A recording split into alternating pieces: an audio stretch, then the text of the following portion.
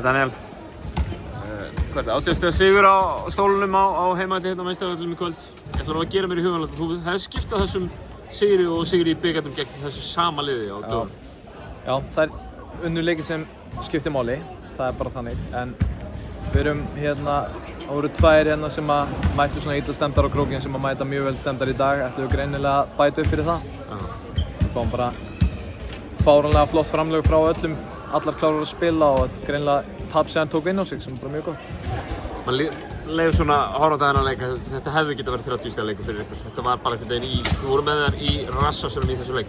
Okkur er þessu rosalegi munur á bikarleiknum og svo þessum hérna í kvöld? Ég veit ekki hvað það var ferðalagið eða hvort að Njarðvíkurtapið í vikunni áður hafi setið svona í þeim. Við tókum þá svona slæmu orku og líkamstjáningu bara með okkur inn í leikinn á móti stólunum í bikar. Spiljum svo flottan seinni hálfleik, komum tilbaka þarna 20 stigum undir í bikarleiknum og mingum þetta í 1 á einhverjum tímapunkti.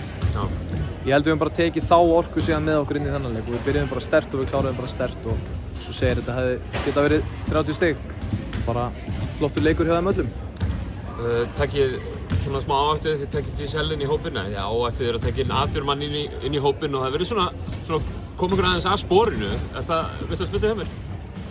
Nei, alls ekki. Þetta getur farið á alls konar vegu að taka leikmann svona seint inn í hluti sem allir sem við erum búin að vera að gera og hún þarf að læra okkar stöff í sókn og vörn og tekur bara tíma en við erum alveg meðvituð um það og þetta skiptir bara máli í mars. Fyrsta lagi. Sterkari lókin. Já. Kærar þakkir Daniel og gangi ykkur. Takk.